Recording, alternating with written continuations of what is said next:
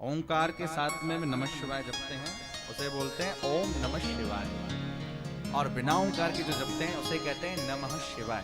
अब क्या जपना चाहिए क्या नहीं जपना चाहिए इसको भी समझिए।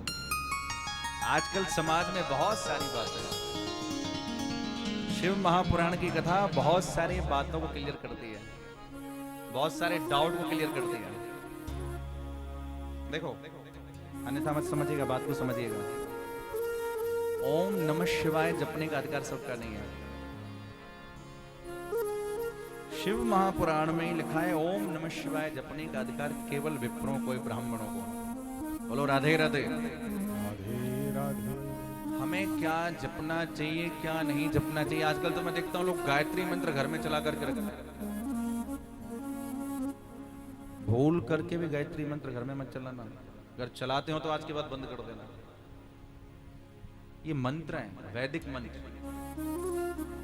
महामृत्युंजय मंत्र लोग माइक में चला देते हैं। कभी भी मतलब कभी भी भूल करके महामृत्युंजय मंत्र, गायत्री मंत्र भूल करके भी अपने घर के अंदर नहीं, कभी भी मोबाइल में नहीं, कभी भी घर के अंदर नहीं, कभी भी रिंगटोन नहीं बनानी और कभी भी अपने घर के अंदर नहीं बजाना। अगर आपको नाम जब भी करना है तो श्री राम जय राम की घंटी लगवा लीजिए, श्री राम जय राम, या हरे कृष्ण कृष्ण कृष्ण हरे हरे, हरे राम राम राम हरे हरे, या श्री कृष्ण शरणम मम मंत्र ये भी है, लेकिन ये वैदिक मंत्र नहीं है। महामृत्युंजय मंत्र वैदिक मंत्र है, उसका आवाहन किया जाता है वो भी ब्राह्मणों के द्वारा। ब्राह्मण भी पठित होने चाहिए महामृत्युंजय मंत्र का जप करने वाले, नहीं तो उल्टा हो जाता है। गायत्री मंत्र का अनुष्ठान भी ब्राह्मणों से ही कराना चाहिए, स्वयं नहीं करना चाहिए। माताओं को ना गायत्री जपने का अधिकार है और ना महामृत्युंजय मंत्र जपने का अधिकार है। माताओं की गायत्री अलग है। हम लोग जो अपने घरों में बैठ करके भाव में आकर के जप कर रहे हैं, अच्छी बात है, आपके भाव को प्रणाम है, लेकिन शास्त्र की मर्यादा समझिए। तस्मात् शास्त्रम प्रमाणम ते कार्य कार्य व्यवस्थित।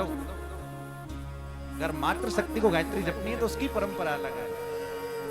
और भाई लोग जो गायत्री जपते हैं, गायत्री मंत्र जपते हैं, अजीत साहब गायत्री जपने से पहले उसका आवाहन किया जाता है, उसको बुलाया जाता है। ओम बालाम विद्याम तो गायत्रीम लोहिताम, इस तरीके से उसको बुलाया जाता है।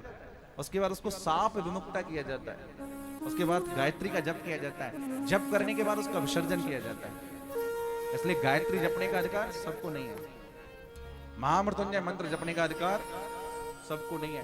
ओम नमः शिवाय कहने का, नमः शिवाय कहने का अधिकार सबको है, लेकिन ओम लगा करके नमः शिवाय कहने का अधिकार केवल ब्राह्मणों को। देखो ब्राह्मण क्षत्रिय वैश्य शूद्र, हमारे यहाँ 4 वर्ण है।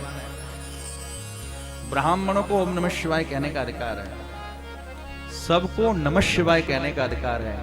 और ब्राह्मण क्षत्रिय वैश्य शूद्र चतुर्थ वर्ण के लोगों को, उनको नमः शिवाय जपने का अधिकार नहीं है, उनको श्री शिवाय नमः जपने का अधिकार है। बोलो राधे राधे।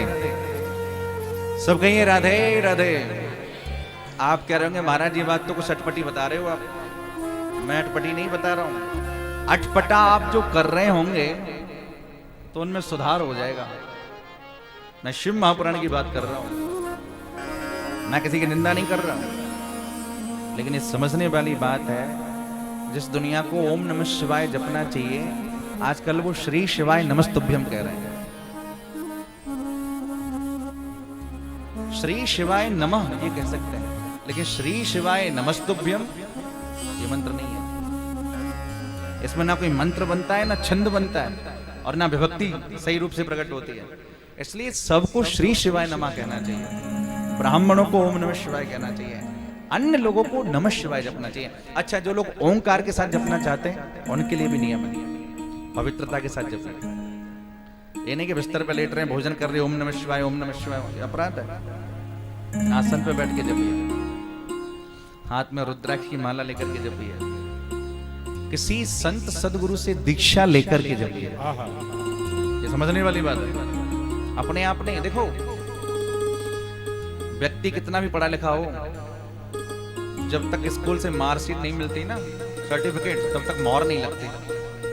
और चाहे कितना भी बड़ा मूर्ख व्यक्ति हो, अगर मोहर लग जाए ना, सर्टिफिकेट मिल जाए तो दिखाया जाता है कि देखो मेरे पास सर्टिफिकेट है, प्रूफ है मेरे पास, तो सामने वाले भी महसूस करता है भाई अच्छा पढ़ा लिखा बंदा है। अब चाहे वो मूर्ख ही है, कभी कभी ऐसा होता है बहुत बहुत बड़ा मूर्ख भी बहुत अच्छे नंबरों से पास हो जाता है, और कभी कभी ऐसा भी होता है कि बहुत पढ़ा लिखा व्यक्ति भी बहुत कम नंबरों से पास होता है। संत सदगुरुओं के पास जाकर के, महापुरुषों के पास जाकर के हमारी पुष्टि हो जाती है, हम परिपक्व हो जाते हैं, हम में मोहर लग जाती है।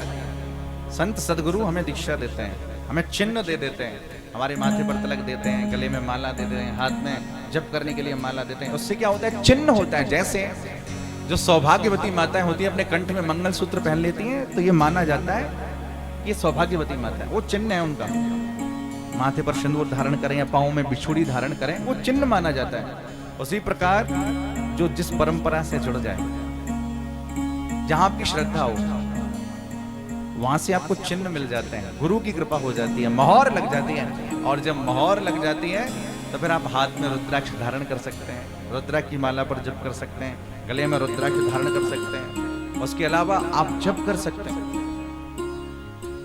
लेकिन ये बात हमेशा याद रखिए, ओम नमः शिवाय कर जपना है तो बहुत पवित्रता के साथ, शुद्धता के साथ। ऐसा नहीं भोजन कर रहे हो ओम नमः शिवाय चालू, या सो रहे हैं तो ओम नमः शिवाय चालू, या गाड़ी में जा रहे हैं तो ओम नमः शिवाय चालू, ऐसा नहीं, पवित्रता के साथ। हाँ, नमः शिवाय जप सकते हैं, भोले नमः शिवाय जप सकते हैं, हर हर नमः शिवाय जप सकते हैं, लेकिन अगर ओंकार के साथ में जपते हैं तो पवित्रता, तो शुचिता। और उत्तम बात यह है कि अगर आप ओम नमः शिवाय जपना चाहते हैं, आप नहीं जप पा रहे तो किसी ब्राह्मण से अनुष्ठान करा दीजिए, जब समय मिले तो पवित्रता के साथ में जपिए।